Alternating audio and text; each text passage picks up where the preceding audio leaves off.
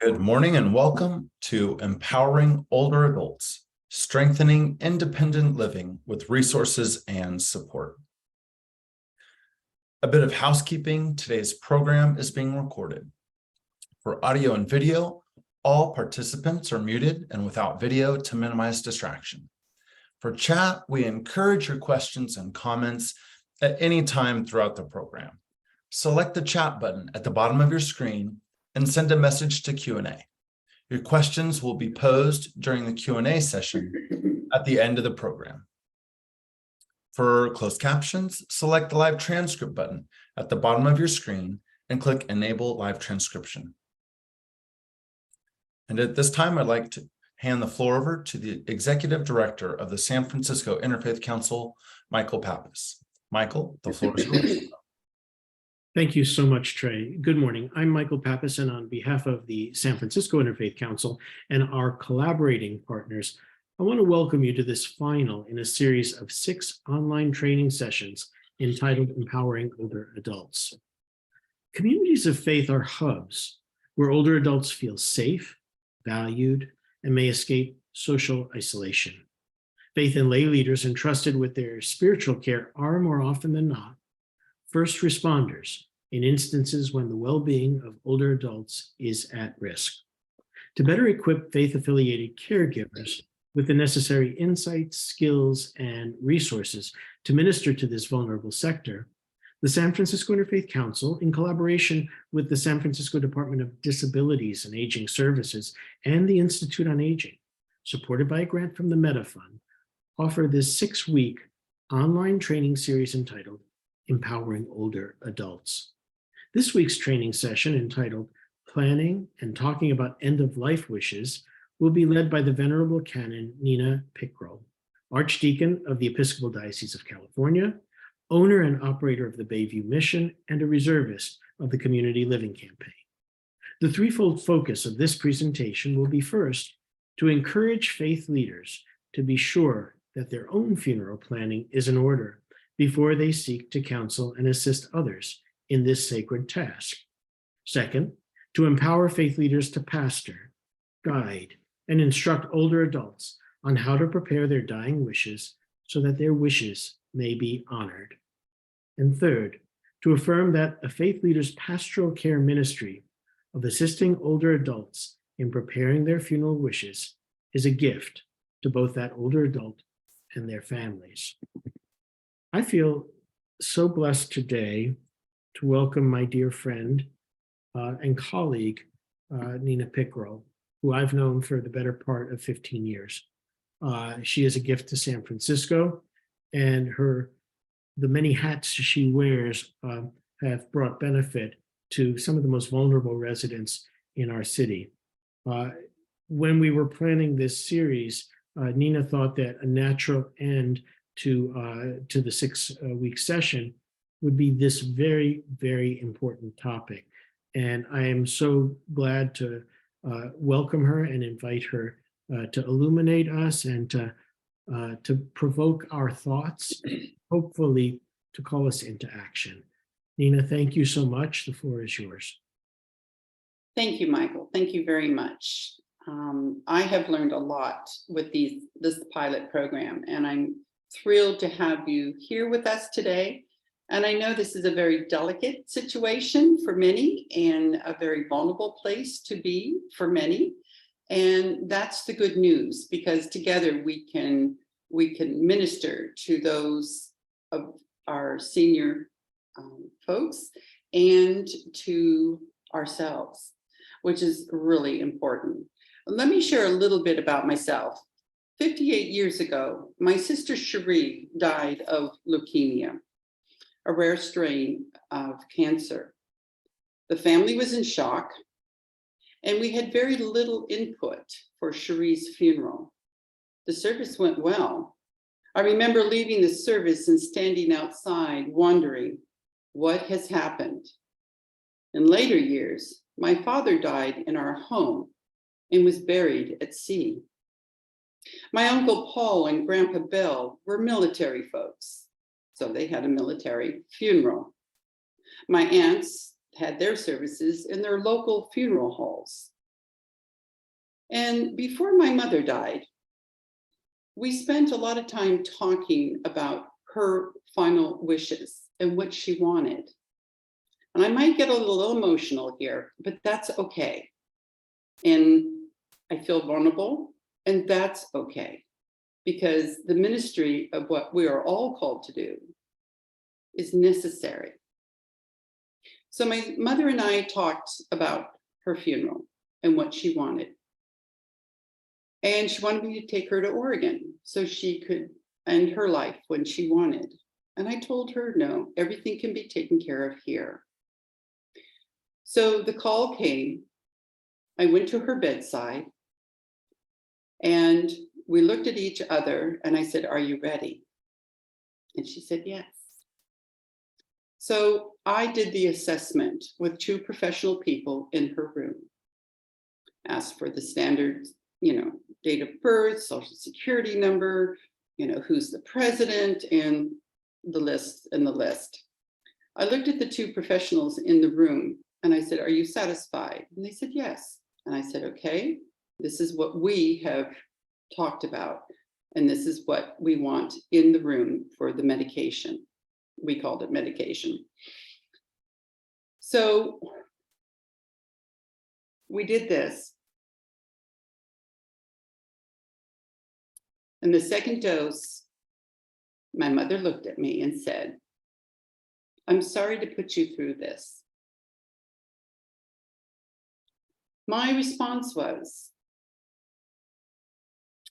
we have honored, we have followed through, go in peace.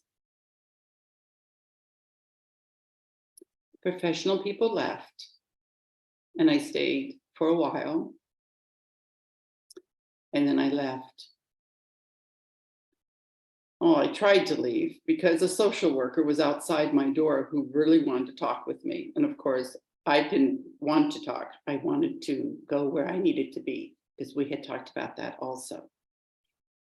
So we followed her honored wishes, and the funeral was at the gravesite where my sister is buried and my grandparents are buried. And on a lighter note, I will say this, maybe too much information. I'm the type of person who likes to follow through, and I do not like any surprises. So I went to the funeral. I won't mention the name. And the person put me in a buggy and took me to where the gravesite was of my mother. And I looked at the gravesite and I said, are you sure? And she goes, well, yes, this is, ... And there was a gravestone on my mother's plot. And long story short version, they had made a mistake.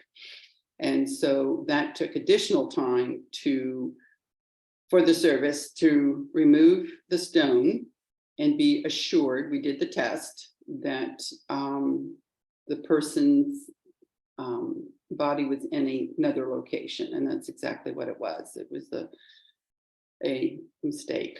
So, and all of this, let me back up for a moment. 3 days after my mother died, my brother died. And why am I sharing all of this with you?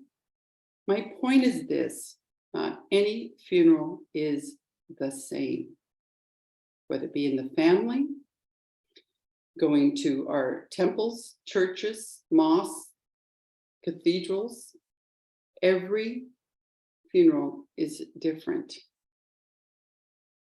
What's also very interesting is that with 2 family members of my own, they knew that they were dying, and arrangements were made, sometimes at the very end, and with my mother very early in time before her departure. So a little bit more about me. 29 years ago, I completed my funeral planning sheet. And with it are the hymns, the eulogies, the name of the folks I want to have deliver the eulogy, the homilies, right down to the third page of the list of names of the participants and their addresses and their phone numbers. So in doing that, I wrote my own instructions that I wanted a children's table at the reception and how I wanted the reception to unfold involving the congregation. Now, after 29 years, have I updated my funeral planning sheet? No. So let's take a poll. And the question is this: how many of you have completed a funeral planning sheet? And if you'll please take a moment and answer the question, I would really appreciate it.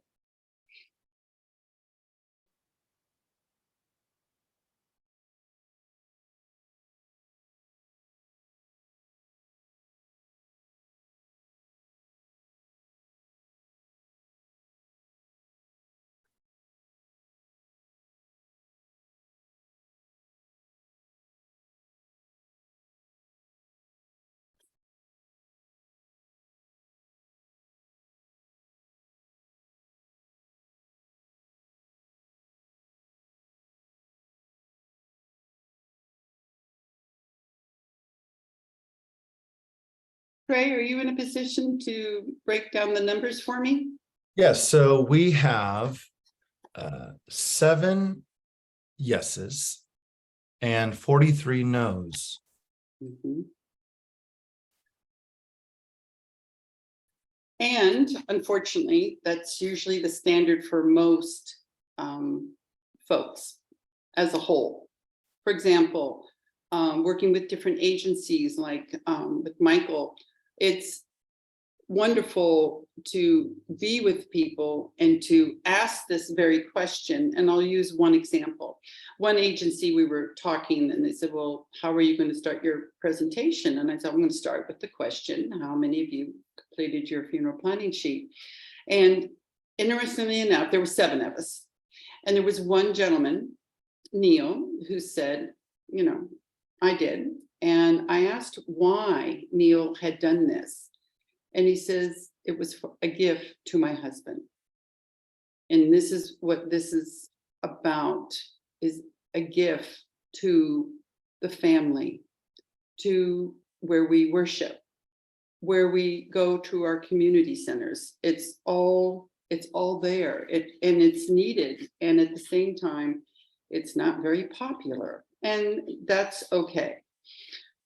Although we want to change that, we want to turn that around, and I'll share one of my goals at the very end. I'm about to share some folks with you, and I have their permission to mention their names. And in introducing them, I'm going to tell you a little bit about the resources and what was available, and as clergy and lay people, how to accomplish certain problems like finances and are you a clergy person? Are you a disabled veteran? Are you a veteran? And the list goes on and on. And thanks to Trey, you will receive the resource packet at the end. So please don't worry about writing down a lot of notes. Okay, so this morning, again, we're going to explore many resources. And this is to empower our seniors to honor their end life wishes. And with our love, pastoral care, and hope, we can walk, crawl at times, and run with our seniors to prepare their wishes. And giving seniors a peace of mind, knowing that they are in charge, maybe not their health, but their wishes being honored, they're in charge. And by doing so, I can state as many times as I have worked with people, community centers, and religious services, that by honoring our seniors at their death is a model for us and to our community. For example, Grace Cathedral, we have folks who have quite a bit of funds, and we have folks who do not have many funds, if any funds at all, to prepare for their funeral. So let me introduce you to our dear Charlotte Schultz and Willie Brown, and let me set the stage.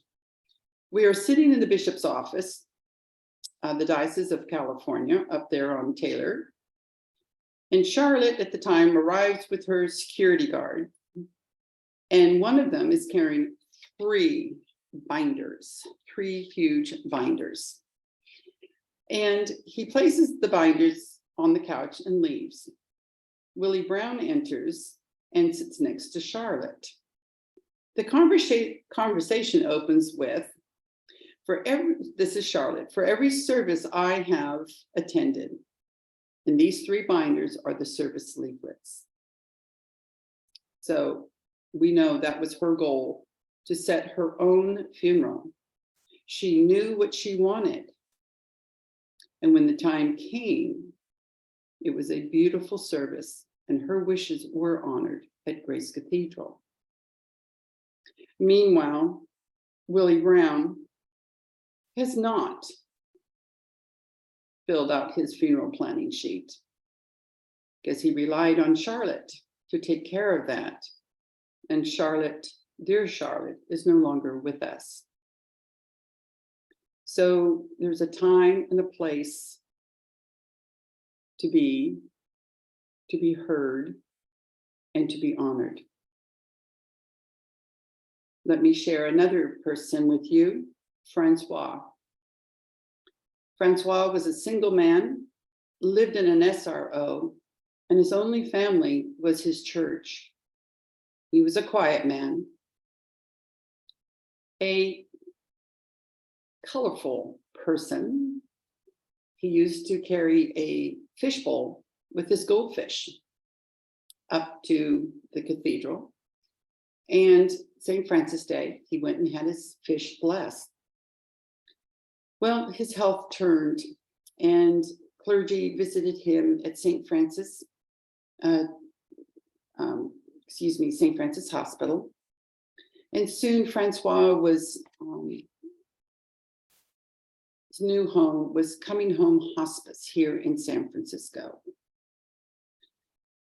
We wanted to honor Francois, excuse me.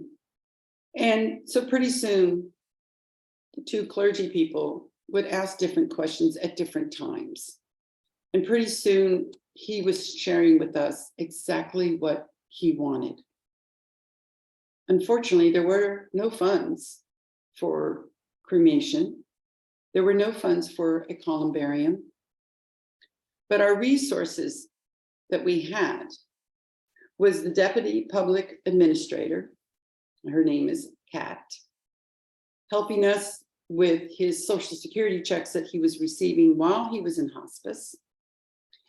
And then we worked with family services. And then we also worked with San Francisco Columbarium here in San Francisco. And jointly, we were able to put funds together for Francois, and his final resting place will take place at the end of July. Let me introduce you to Taja, a lovely woman, volunteered many, many places with many agencies, including Bayview Mission. She was unique. She rode her bike all over San Francisco. Everyone knew Taja. But Taja was murdered just around the corner on a Sunday. And we were all devastated. Bayview Mission, of course, her parents. Because Taja lived in Bayview Hunters Point, and not a good place for a trans woman to live. So we volunteers and some of the staff, clergy staff, went to the Catholic service, the Catholic funeral, where we could not receive, but we were there for them, for the family, and for Taja's loved ones. The Bayview Mission volunteers decided we need a service for Taja. So we put a service together. and Reverend Jude Harmon and myself put on the service. Tasha's parents came along with the family, the cousins, and we had a reception. And we all donated to the reception. So there was no cost. And I will say that Tasha's father came up and wanted a photo of Tasha in a barrel of squash at Bayview Mission. It was one of the popular photos of Tasha. And he couldn't come to me, so he sent a cousin to ask for the photo. And I told the cousin no, but I did it not in a harmful way. I wanted to make that connection with his father. And the father came up to me and asked for the photo. And we greeted one another. We chatted for a very short period of time. And he walked away with the photo.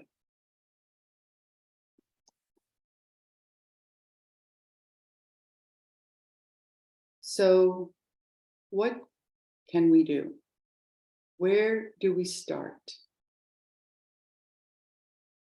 Again, every funeral is different. Money is not the issue.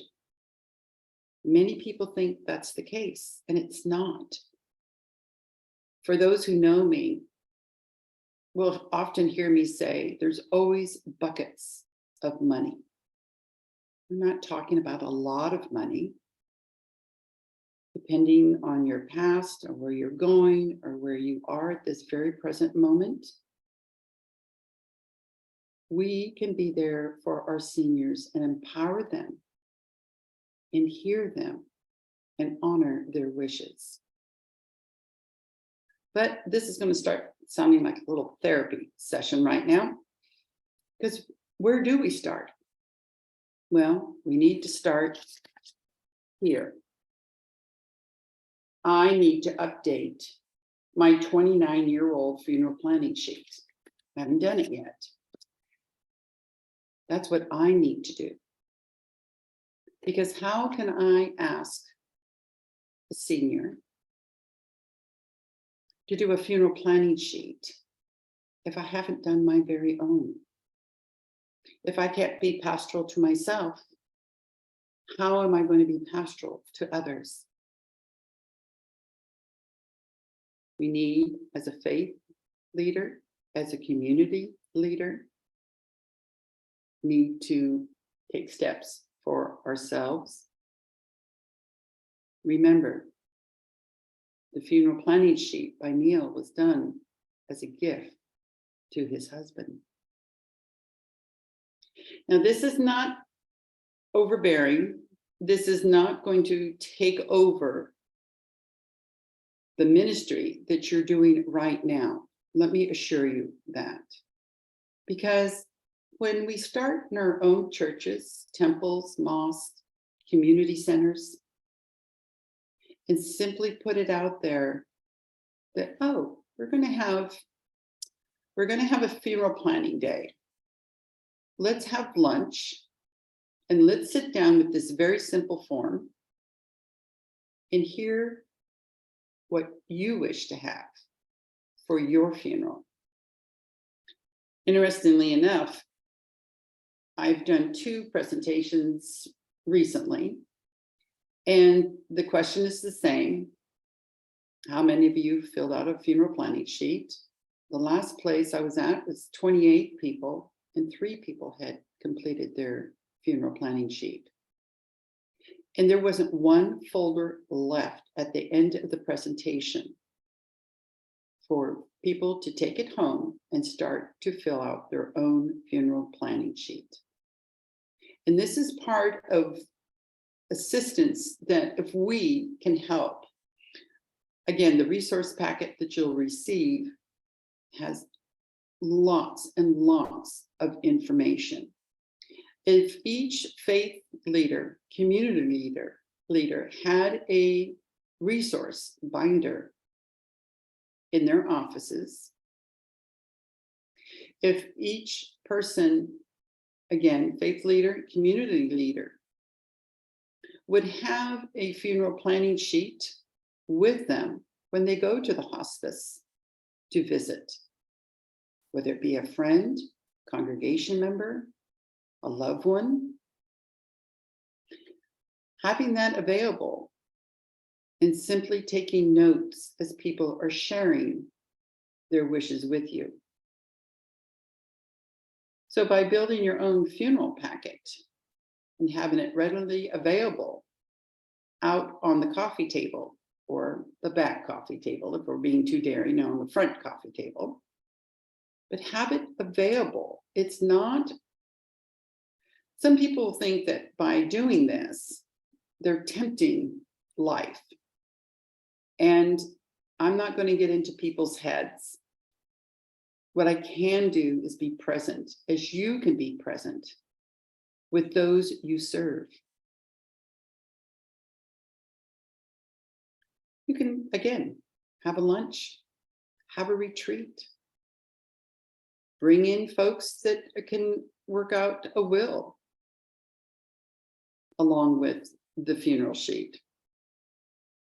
Be open, be aware of their requests, even their burials.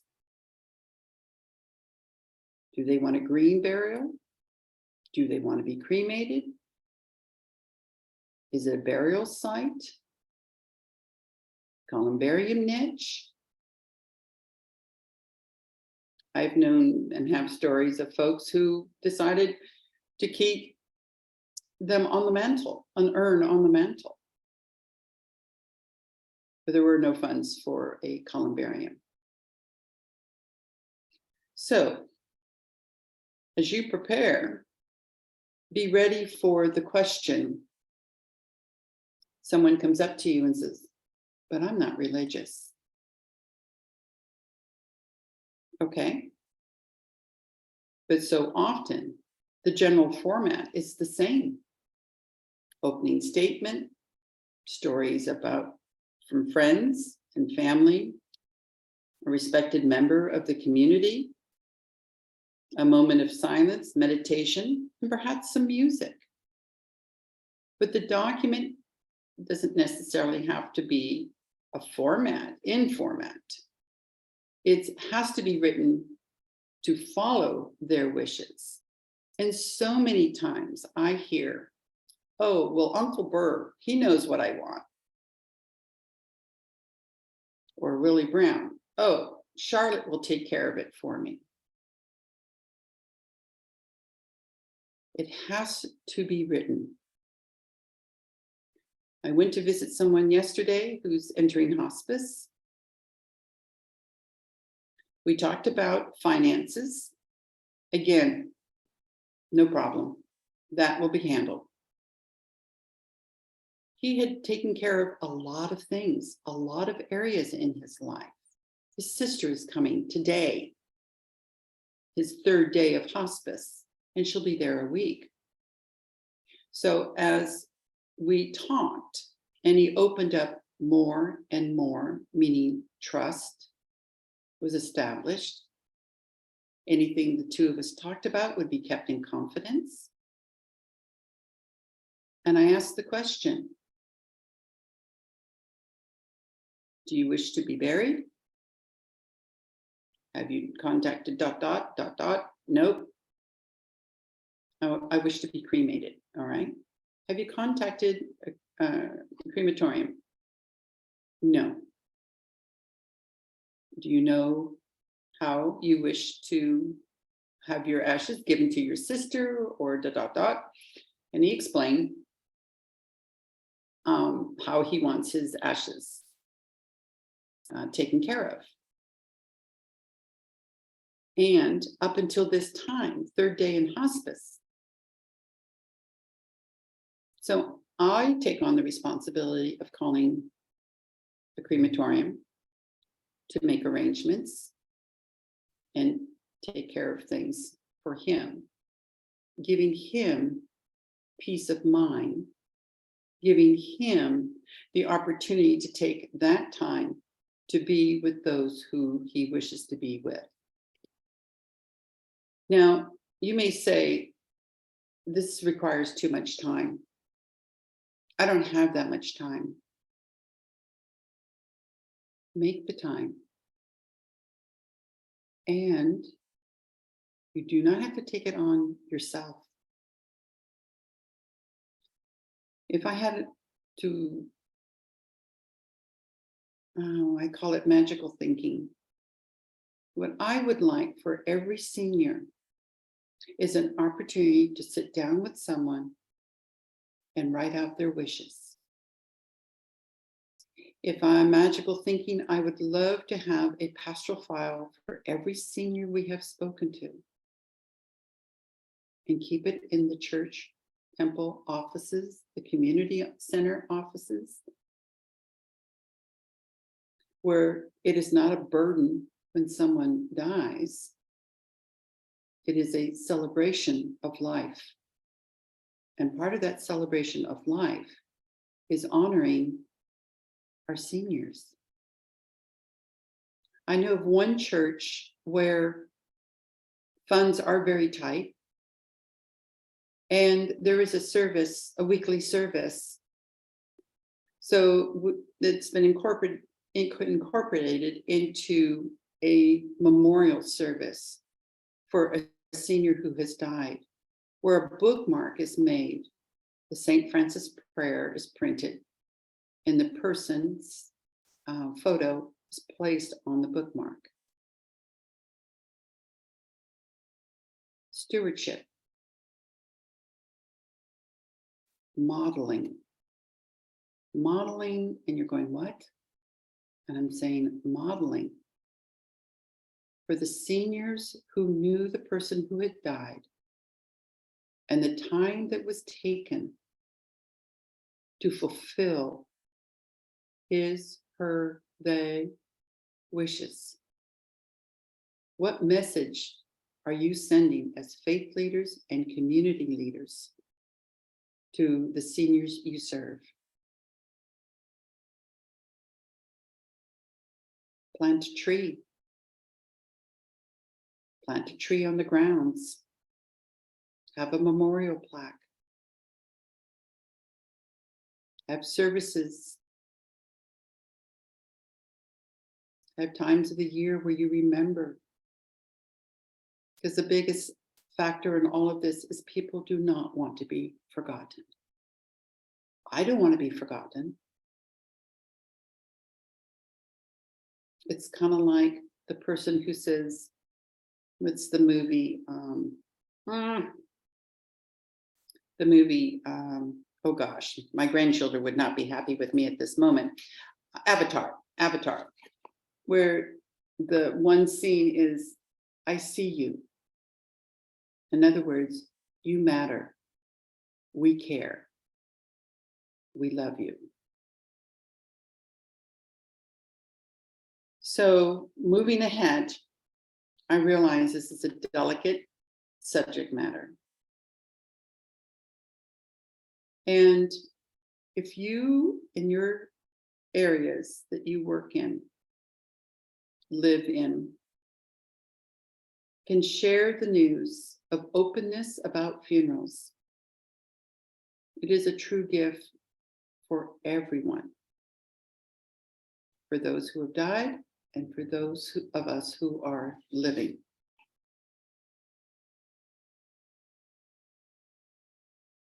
Don't take it for granted. Write the wishes down. Do not expect Uncle Bird to remember what has happened. And also in all of this planning is the huge amount of pastoral care for the family members, for the loved ones. What about their pets? The gentleman I met with yesterday, 2 cats, and he's made arrangements for the cats, but he did not make arrangements for his funeral. Vulnerable? Yes. Hard work?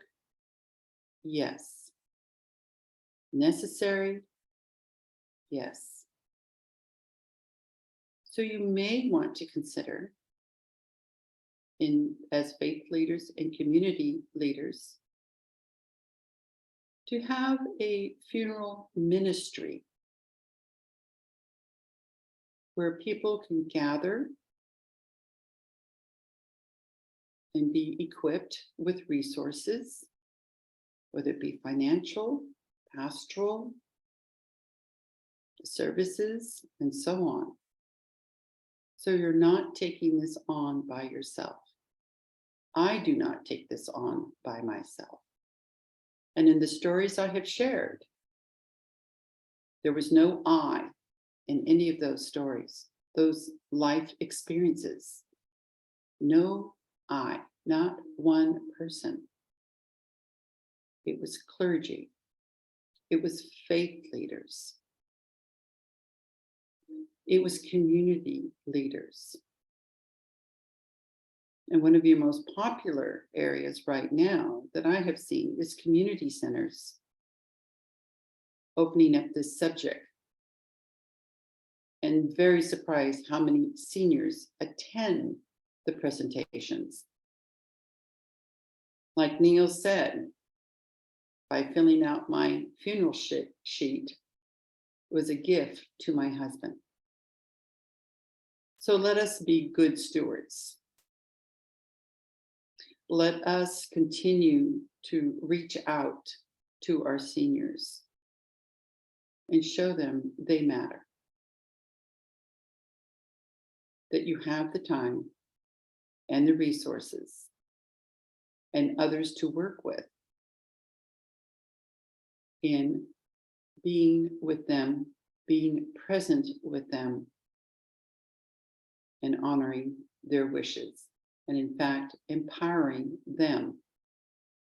And believe me, we all need empowering. And it is a mutual ministry. And I'm available to assist wherever I can. Presentations, I'm happy to do.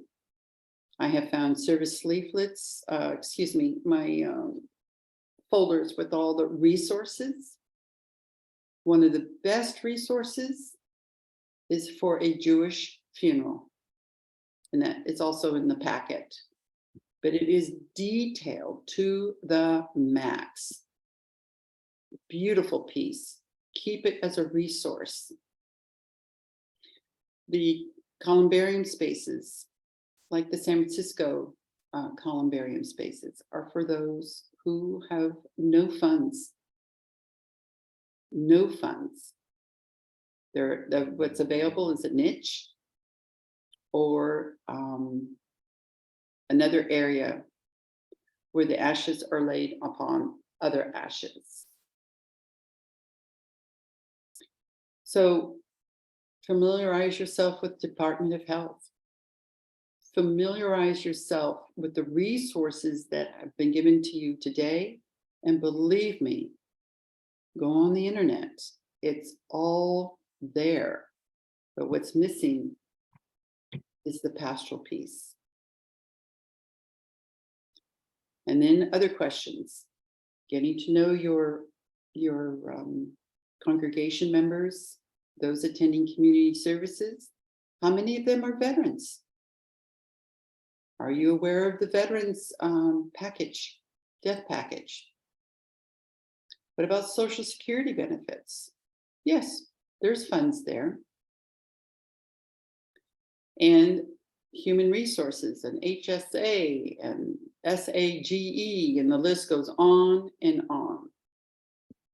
So again, clergy benefits, they're also available. But resources are also available. But I cannot stress enough the personal pastoral care that is needed to, as I said before, to walk, crawl, or run with our seniors.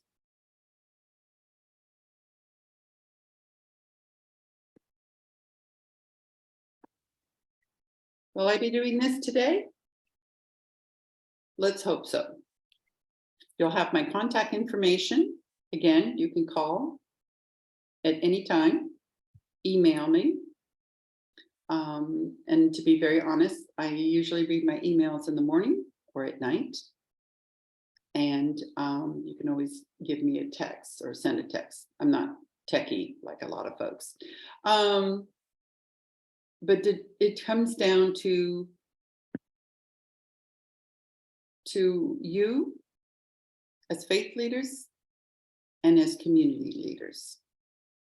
And please reach out and find folks, congregation members, and repeatedly ask the question,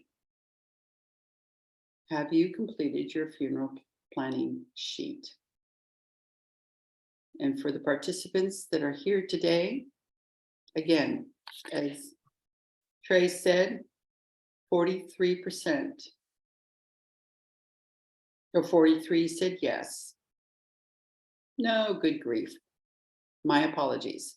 3 said yes. 43 said no. And your resource packet, again, will have different types of sheets for you to complete. And again, I'll just wrap this up with saying that, please, no one can do this alone. So having a funeral ministry, I think, is very helpful for the faith leaders and community leaders. I cannot stress that enough. Thank you. Thank you, Deacon Nina.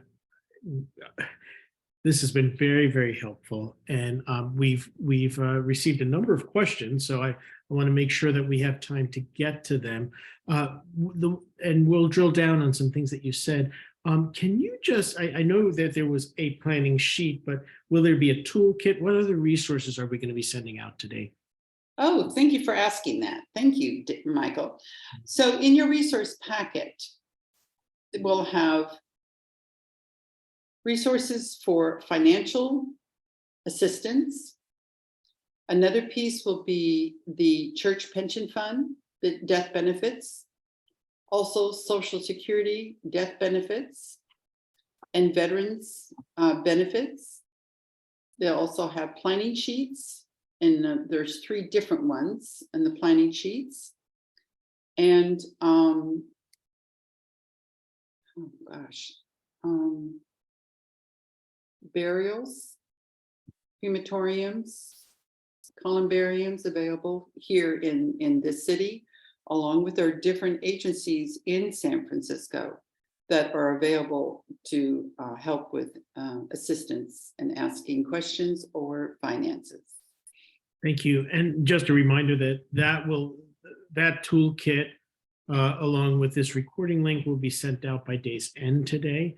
And I think it's going to be a very helpful tool, From interim pastor over at Park Presidio United Methodist Church, Odette Lockwood Stewart. Do you have thoughts, resources regarding pastoral community support for people who ask about advanced health directives? Many have feelings and theological questions. Several churches I've served have a Lenten practice for the whole congregation, re-funeral planning. Mm-hmm. Would you like to respond to that? So the response, wrapping my head around this for a moment, in reference to advanced directives, that is probably more scarier than a funeral planning sheet because it's very involved. So what some churches have done is have a lunch, invite the seniors, and state, we will have professional people available to fill out your advanced health directives. And by doing that, that is another area that needs to be attended to for sure.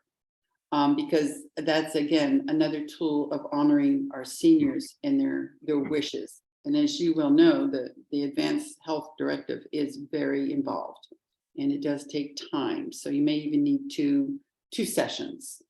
And again, a time for opportunity to come together and to make their wishes known.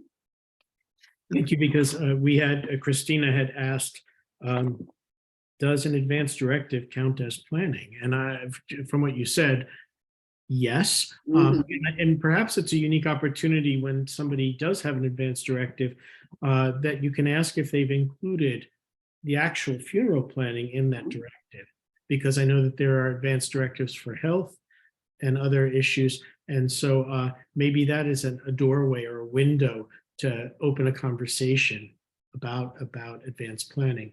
And I think, this issue of the advanced directive, as one who's just, filled out a will and established a trust to spare my children from,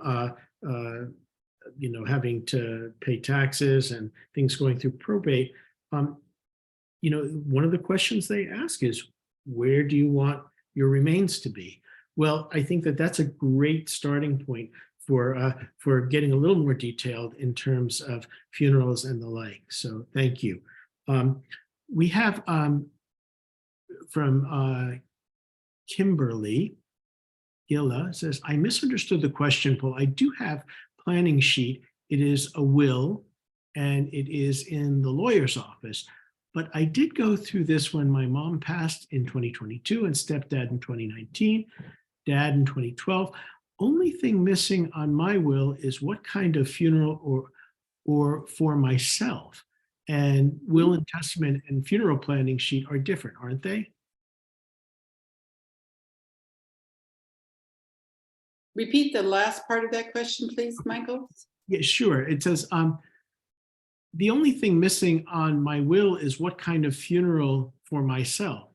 A will and testament and a funeral planning sheet are different, aren't they? Yes, they are. As a matter of fact, I'm doing the same thing you're doing, Michael. All the documents are over here about the will and the trust and the advanced health directive.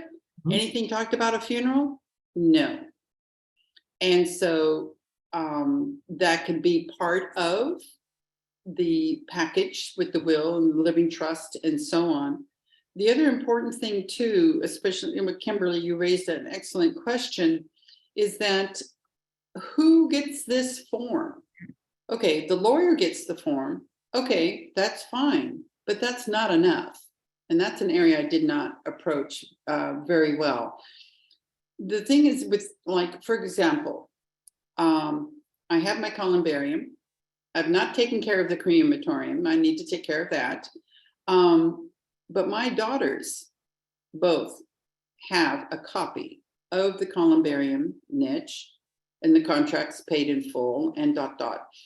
So I want them to have it because that way they can take action rather quickly. Whereas with an attorney, there's the legal who gets what, who sees what bank accounts, ... But the funeral is not necessarily the attorney's responsibility. So please make sure that you've given your funeral planning sheets. Like I said, for every church to have a pastoral file on every senior would be ideal. Go ahead. Family.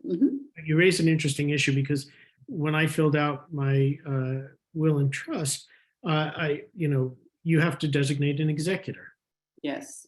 And so the executor has a copy of the will, but what I did is I lifted up that piece of my wishes for a funeral and where to be, where my remains would be to my kids, so that they were aware of it and that they were in touch with my executor. So I think that that's an important thing to do. Now, at the risk of stumping the band, we have from Deborah here, have you any thoughts about tulip.com, a low-cost prepay funeral arrangement company? I don't want to be hyping any particular one. I've not heard of it, but are you? Yes. Okay, go ahead. Yes, there is so much available on the internet. And another area whoops, there went something. Another thing to think about is much like a payment plan. And again, many places take a payment plan. For example, Dugan's and Pacific Interment and some other businesses that deal with this, is you sign a contract and you can make a payment. So everything's taken care of at the time of your death. So there's that opportunity too, because your average funeral right now is anywhere from $7,000 to $15,000. So how do you work with that? You know, do you have 7,000? Okay. Do you have 15,000? Fine. Well, what if you're Francois or another person who is just making it? Well, okay, that's something to look at. But for those who are in a financial position to make a payment to ease the family burden financially is something to explore. And, you know, I don't want to trivialize this, but perhaps locking in on that price now, when knowing that it's going to be going up, would Yes. also lessen the burden on, you know, your loved ones and next of kin as well. Absolutely. Help Prices them to make continue to go up. Yes. You know, I'm struck by that poll that you offered in the very beginning, and we know how many. And I'd like to just talk about the clergy for a moment, Mhm. because you started this off talking about the importance of the clergy themselves, if they're going to be ministering to people and encouraging it of others, that they should have their affairs in order before they try to counsel others. I'm thinking about, you know, anytime you get on a plane, they say to, when they drop that thing down, they say, mothers, put it on first and then take care of your kids, because if you don't have this, you won't be of any help to others. I'm wondering, in your own experience, what are the reasons that clergy don't plan for themselves? Clergy, as a rule, are not very pastoral to themselves. And I've known, just to go off for a moment, I've known clergy who have a very difficult time going to the hospital to visit a congregation member. And you think, well, this is what you signed up for. And it's more than just a couple. I know one particular person, like, because I observed it, would go and see, let's call her Sally. And there he is in the gift shop buying a candy bar, and he doesn't eat candy bars. And so I happened to be in the lobby at the time, so of course I asked, and he says it's his treat. He needs something after he makes a difficult hospital visit. This is his treat. Now, how do you make sense of that? Not necessarily, you can't, but that's their preference. So when it comes to funerals, it's a matter of being vulnerable, taking the time for themselves, and it's unfortunate, but there's so many clergy who have not done this. And just with the folks that I work with, I mean, I've offered to sit with them in silence. I've offered to sit there in prayer. I've offered candles. I've offered a lot. And it's not about personalities. It's a matter of getting this done. And they know they're not going to live forever. But it puts them in a very difficult personal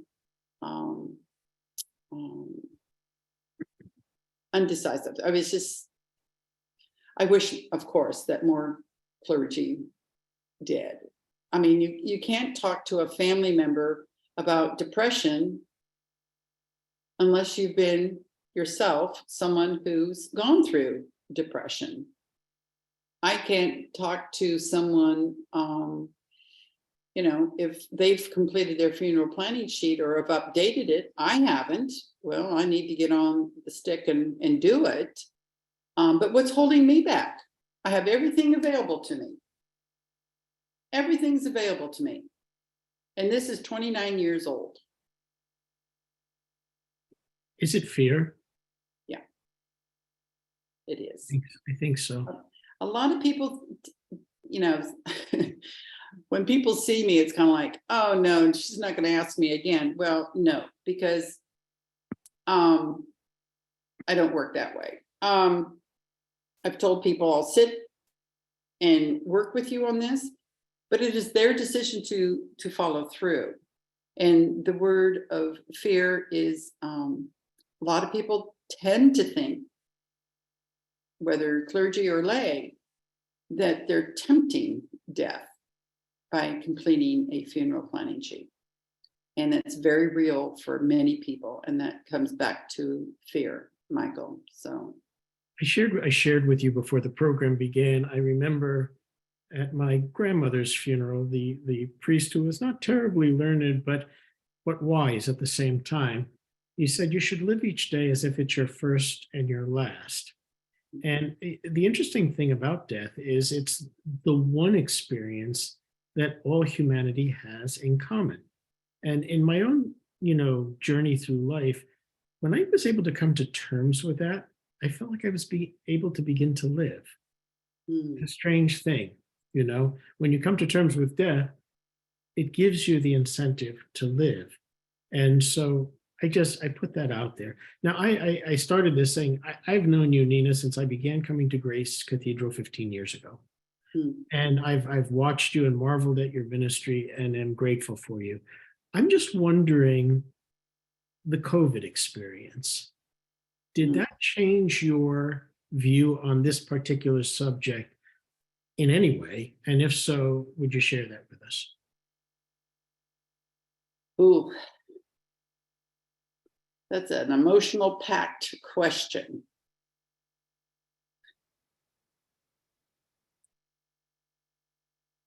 I think it's even brought into light a new ministry for me. When I think of our loved ones, those who were not being able to be visited, much less ask for their wishes, and how many died in loneliness. There was no one there.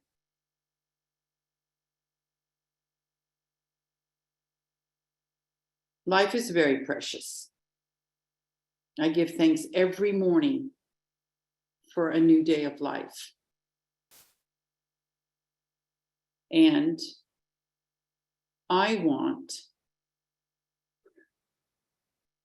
my therapist would call this magical thinking, but in an ideal setting, especially after COVID, to be pastor to those who lost loved ones during COVID, and bring to light what they can bring to their own family members. There is so much pain, heartache, hard stories of loved ones who look through a window to see their father or their son or their daughter. They need pastoral care. And I think part of the healing that can take place with those who are in need of pastoral care, love, is to honor what they want and know that their wishes will be fulfilled. So that's where I'm at, especially with COVID. It's still an area all of us need healing for. And in the community, we can do that. And what's the next steps? I want to say thank you. And there was something that you brought up, and I want to close with this because we are at the hour.